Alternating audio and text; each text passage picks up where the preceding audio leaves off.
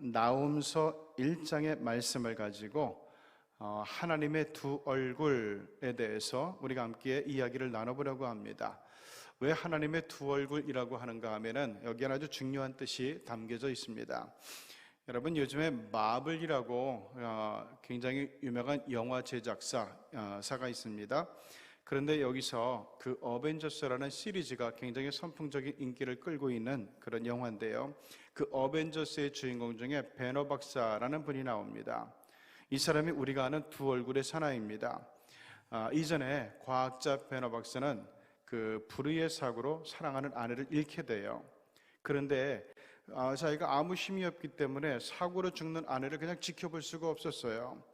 그래서 이 오랫동안 깊은 죄책감에 시달리면서 위기 상황에서 발생하는 괴력에 대해서 연구를 하게 됩니다. 연구 결과 배너 박사는 감마선이 인간으로 하여금 괴력을 낼 수 있게 한다는 사실을 알고는 자신의 몸에 대량의 감마선을 주사하게 돼요. 그때부터 분노를 느끼게 되면 그 감마선이 작동을 합니다. 그래서 평소에는 온순하고 따뜻한 성품을 가진 배너 박사가 막 그냥 분노하게 되면은 이 불의를 박살내버리는 천하무적의 괴물 헐크로 바뀌게 되죠. 자, 오늘 본문은 우리가 믿는 하나님의 두 얼굴을 보여주고 있어요. 한없는 사랑과 자비를 베푸신 하나님, 우린 이렇게 기억을 하고 있거든요. 근데 이 하나님께서 분노하실 때는 공의와 심판의 하나님으로 아주 180도 변해버린다고 하는 사실이에요. 라틴어 성경 번역본의 70인역은 지금과는 달리 나훔서 바로 뒤에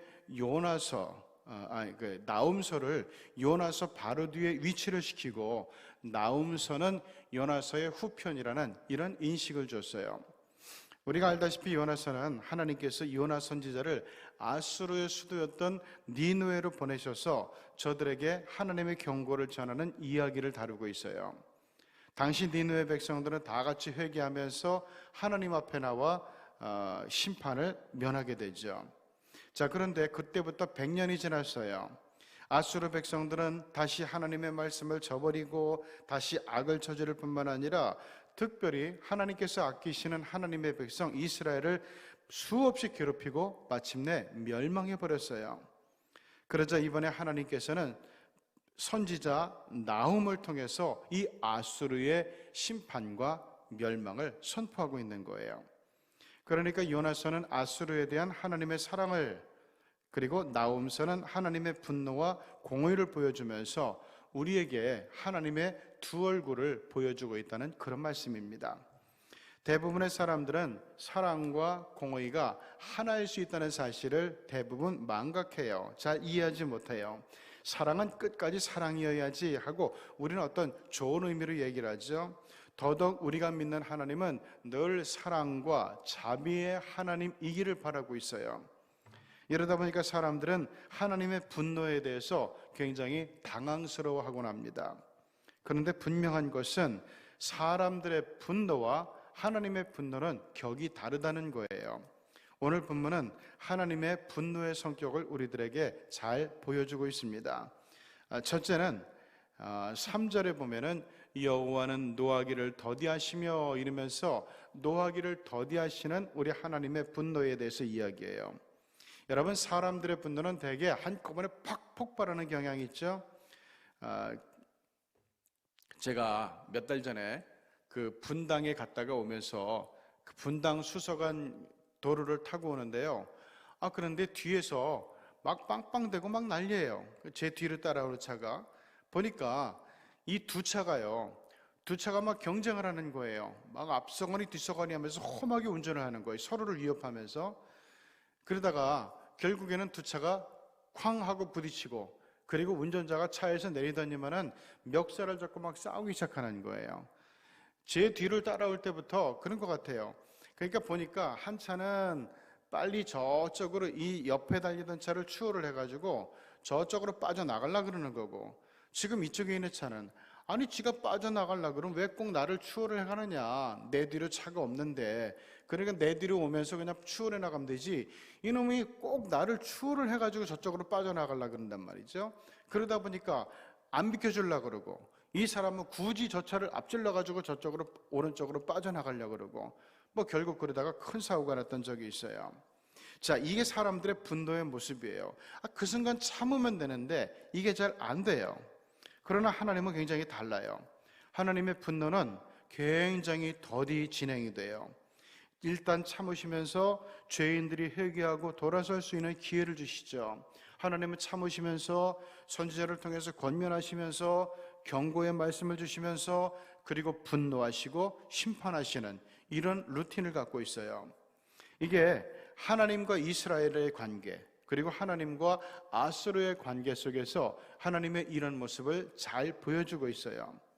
우리 하나님께서 아수르를 향한 분노를 드러내실 때 요나에서 나움 선지자에 이르기까지 무려 100년을 참으셨다는 것을 우리는 기억할 필요가 있습니다.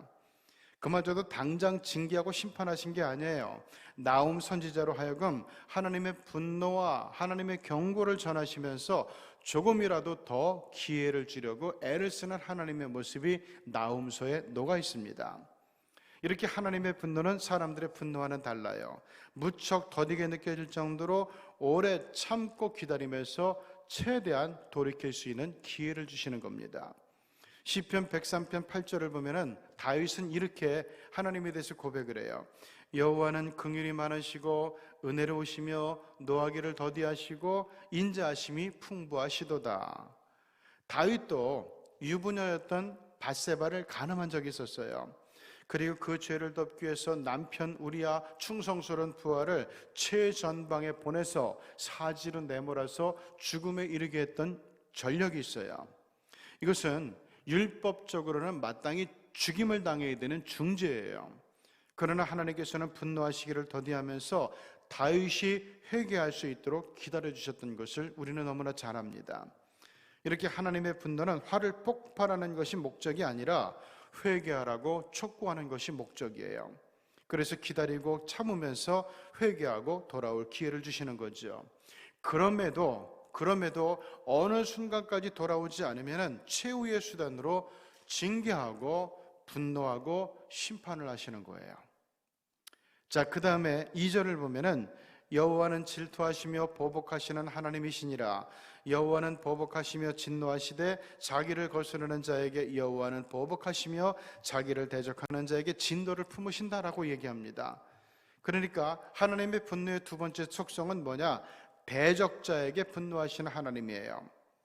자, 여기서 우리가 생각할 것은 왜 하나님은 당신을 거스르고 대적하는 자에게 분노하시냐 하는 점이에요. 괘씸해서 그럴까요? 아니면은 복수심 때문에 그럴까요? 그건 아닌 것 같아요. 우리 하나님께서 악인에게 분노하시는 것은 그가 악을 저질렀기 때문이에요. 그러나 만일 악인이 악에서 떠나게 되면은 하나님은 그 사람에게 더 이상 분노하지 않아요. 하나님의 분노는 악인이 아니라 악을 대상으로 해요. 이게 바로 하나님의 분노가 사람의 분노와 다른 점이에요. 우리는 죄와 죄인을 잘 구분하지 못해요. 나한테 잘못한 사람이 있으면은 끝까지 그거를 한 통 속으로 몰아서 보복하려고 하고 그리고 원수를 갚으려고 하죠. 사람의 분노는 대부분 자신에게 가해지는 것 때문에 일어나요.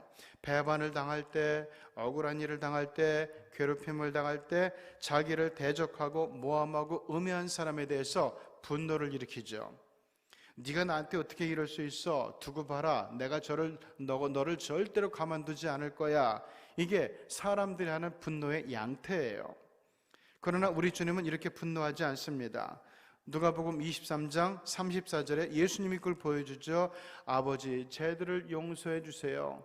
자기들이 뭘 하는지 몰라서 저래요. 이게 우리 주님께서 십자가에서 죽어가면서 하신 기도잖아요. 예수님은 아무런 죄도 없는 자신에게 억울한 죄를 뒤집어 씌우고 죽이려는 유대 종교 지도자들에게 왜 분노하지 않으셨던 걸까요? 그렇게도 찰떡같이 붙어 다니더니 정작 고난이 닥쳐오자 주님을 배반하고 도망쳐버린 제자들에게 왜 분노하지 않으셨을까요? 또한 제대로 상황 파악도 못한 채 부하 내동에서 주님을 십자가에 못 박으라고 소리소리 지르는 군중들에게 예수님은 왜 화내지 않으셨을까요? 이유는 예수님은 원수짓을 하는 사람들과 그 악을 분리해서 생각하셨기 때문에 그래요. 아무것도 모르고 철없이 악을 따르는 자들에 대해서 분노보다는 연민을 느끼시는 거예요. 그래서 악은 미워하시되 악인은 불쌍히 여기는 두 얼굴을 보여주시는 겁니다. 이렇게 하나님의 분노의 표적은 사람이 아니에요. 사람을 망치는 악, 사람을 망치는 죄입니다. 그래서 그 악을 버리고 회개하고 돌아오는 자들을 용서하시는 거예요. 다만 한계는 분명하죠. 그렇게 기회를 줬는데도 불구하고 끝내 회개하지 않는 자들에게는 처절하게 분노하고 응징하고 심판하세요. 하나님은 진정 우리를 사랑합니다. 때문에 악과 짝하는 어리석음이 우리 가운데 절대로 있으면 안 되는 거예요. 데살로니가전서 5장 22절을 보면은 악은 어떤 모양이라도 버려야 된다고 우리 주님은 우리에게 촉구하고 있어요. 자, 세 번째, 일단 하나님의 분노는 일어나면 아무도 감당할 수가 없다는 거예요. 6절, 누가 능히 그의 분노 앞에 서며 누가 능히 그의 진노를 감당하랴. 그의 진노가 불처럼 쏟아지니 그로 말미암아 바위들이 깨질 정도가 된다고 얘기하고 있어요. 하나님이 일단 분노하시면 그 누구도 그것을 감당 못해요. 이것 또한 하나님의 분노가 사람의 분노와 다른 점이죠. 물론 사람의 분노도 무섭긴 해요. 여자가 하나를 품으면 온열에도 서리가 내린다. 즉 여자가 분노를 품게 되면 천기마저도 뒤바꿀 만큼 그 뒤탈이 엄청나다는 거예요. 자, 실제로 사람의 분노와 복수심이 다른 사람을 파멸로 몰고 갈 때도 종종 있어요. 그런데 이것은 특별한 경우에 그래요. 사람들의 분노는 대부분 자기 스스로를 힘들게 할 때가 더 많이 있습니다. 그렇기 때문에 이런 말도 있잖아요. 에이, 두고 보자는 놈 하나도 안 무섭더라. 이런 말도 그래서 나오는 거예요. 그러나 하나님은 다릅니다. 일단 그 분노가 표출되면은 그 누구도 막아낼 수가 없는 것이 우리 하나님의 진노하심이에요. 개인은 물론이고 집단의 힘으로도 나라의 힘으로도 하나님의 분노는 도무지 막아낼 수가 없어요. 노아의 홍수 사건이 바로 그 예예요. 하나님께서 일단 분노하시니까 창조의 세계를 다 쓸어버리시잖아요. 아무도 막을 수 없어요. 6절, 누가 능히 그의 분노 앞에 서며 누가 능히 그의 진노를 감당하랴. 이 말씀을 가지고 오늘 나움 선지자는 이 니느웨 사람들, 아수르 사람들에게 하나님께서 분노하시기 전에 지금 임박해 있는데 빨리 지금이라도 돌이키라고 회개를 촉구하고 있는 거예요. 우리 그리스도인은 우리 하나님의 분노와 심판이 나타나는 종말의 때를 가벼이 여기는 마음이 요만큼이라도 있으면 안 됩니다. 굉장히 위험한 생각이에요. 심판의 명부에 이름이 오른 자는 절대로 그 앞에서 무사할 수가 없기 때문에 그렇습니다. 사랑하는 여러분, 우리 하나님은 사랑입니다. 그래서 우리가 하나님의 사랑을 얘기할 때 오래 참으시는 그 하나님의 사랑을 헤세드라 이렇게 부르고 있어요. 그러나 분명한 것은 우리 하나님의 두 얼굴을 기억해야 돼요. 그분은 악은 절대로 사랑하지 않아요. 악에 대해서는 불같이 분노하시고 처절하게 응징하시고 심판하시는 하나님입니다. 그러면 우리는 절대로 하나님의 분노의 대상이 돼서는 안 될 거예요. 악은 모든 모양이라도 버려야 됩니다. 우리는 하나님이 기뻐하시는 대상, 우리 하나님이 원하시는 대상이 되고 하나님이 사랑하시는 대상이 되어야 돼요. 그래서 절대로 우리 평생토록 하나님의 두 얼굴을 보는 사람이 되지 말아야 될 것입니다. 우리 하나님의 따스한 눈빛과 우리 하나님의 사랑의 음성만 여러분에게 기억되어지는 믿음의 삶이 되시기를 주님의 이름으로 축원합니다. 기도하시겠습니다. 하나님의 은혜 감사합니다. 우리 하나님의 사랑 감사합니다. 이제까지 우리가 우리 하나님의 진노의 심판, 우리 하나님의 무서운 응징 당하지 않고 우리 하나님의 사랑과 우리 하나님의 자비하심과 하나님의 용서하심과 우리 하나님의 구원하심 속에서 하나님 믿음 생활할 수 있게 도와주시니 감사합니다. 우리 하나님의 두 얼굴 끝까지 경험하지 않게 도와주시고 사랑과 자비의 얼굴만 기억하며 살아가는 저희들이 되게 도와주시고 우리 교우들이 되게 도와주시고 우리 사랑하는 믿음의 가정들 되게 해주시고 자녀들이 되게 하여 주시기를 간절히 바라고 원하옵나이다. 오늘도 하나님의 인도하심 따라서 우리가 하나님의 성전에서 기도하고 있사오니 또한 가정에서 영상을 통해 기도하고 있사오니 하나님께서 역사하시고 우리 하나님께서 인도하시고 우리 하나님께서 임재하여 주시는 가운데서 하나님 아버지, 우리가 하나님의 분노 앞에 드러나는 일이 평생토록 생기지 않도록 하나님께서 온전히 보호해 주시고 눈동자처럼 지켜주시고 언제나 동행하여 주시옵소서. 예수님의 이름으로 기도드리옵나이다. 아멘.